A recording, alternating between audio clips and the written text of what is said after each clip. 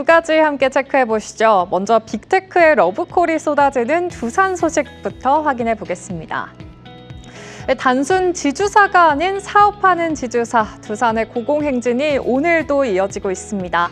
두산의 사업 부문인 전자비즈가 최근 아마존의 CCL 품질 인증을 통과했다는 소식이 전해졌는데요.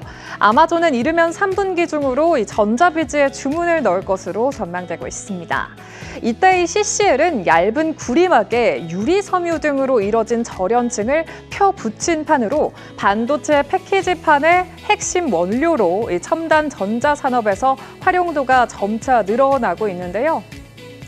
두산의 실적 추이를 확인해보면 전자비즈를 중심으로 작년 1조 72억 원에 불과했던 전자비즈 부문의 매출액은 2조 290억 원으로 내년에는 성장할 것으로 전망이 되고 있고요.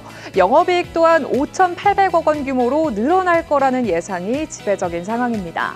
현재 엔비디아의 GPU 블랙웰 시리즈를 2개를 붙여서 만든 고성능 AI 가속기죠.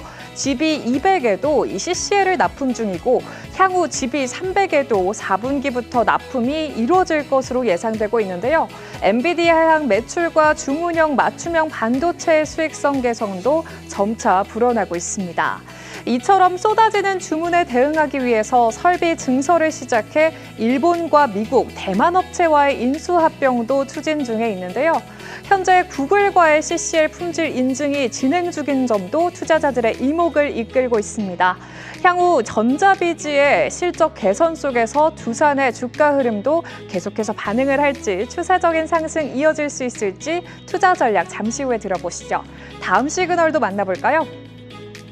멈출까 싶으면 가고 조정받나 싶으면 반등하는 어느새 투자자들에겐 믿고 보는 섹터가 되어버린 조선주, 지금은 조선시대라는 말까지 나오고 있는데요. 마스카 프로젝트 추진 속에 진격의 백고동을 이어가는 조선주 소식 체크해 보겠습니다. 한미 관세 협상의 비장의 카드로 제시됐던 조선협력, 그리고 대통령실은 비밀무기였던 마스가 모자를 공개했습니다. 김용범 대통령실 정책실장은 한국이 다방면에 걸쳐서 조선 쪽에 많은 연구와 제안이 돼 있다는 것을 미국은 상상도 못했을 거라면서 사실 조선이 없었으면 협상이 평행선을 달렸을 것이라고 언급했는데요. 골프를 좋아하고 빨간색 모자를 즐겨 쓰는 트럼프 대통령의 취향을 고려해서 챗 GPT를 활용해서 디자인을 한 것으로 알려졌고요. 동대문 업체들을 수소문하면서 모자 제작에 나섰다고 알려졌습니다. 하워드 러트닉 상무장관과 워싱턴 DC에서 협상이 진전을 이루자 현지에서 이 마스가 모자를 급하게 찾았고 긴급 공수를 위한 작전이 펼쳐졌다고 하는데요. 24시간 안에 도착해야 한다는 현지의 요청에 마스가 모자 10개를 태운 워싱턴발 비행기에 붙여졌다고 합니다. 한미 조선협력 프로젝트인 마스가는 조선 3사의 태스크포스를 중심으로 한국과 미국 투트랙으로 운영될 것으로 알려졌는데요.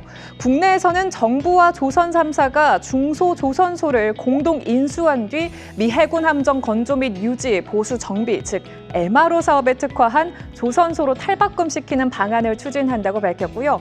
미국에서는 조선 3사가 현지 조선소를 인수하거나 신규 조선소를 세운 뒤에 한국과의 첨단 상선 건조 기술을 전수하는 방식으로 미국의 조선업 부활을 도울 방침이 밝혀졌습니다.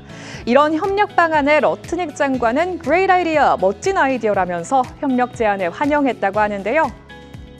이 밖에 한중 조선사들이 프랑스가 발주하는 4조 원 규모의 컨테이너선 12척을 두고 대격돌에 나서는 점도 주목받고 있습니다.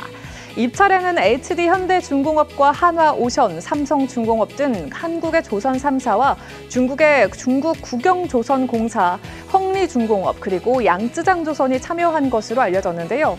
중국이 한국에 비해서 2천만 달러 이상의 가격 할인을 예고한 가운데 주요 컨테이너선 수주가 잇따라서 성공하고 있는 국내 업체들이 기술력으로 이 가격 경쟁력을 이길 수 있을지 귀추가 주목되고 있습니다.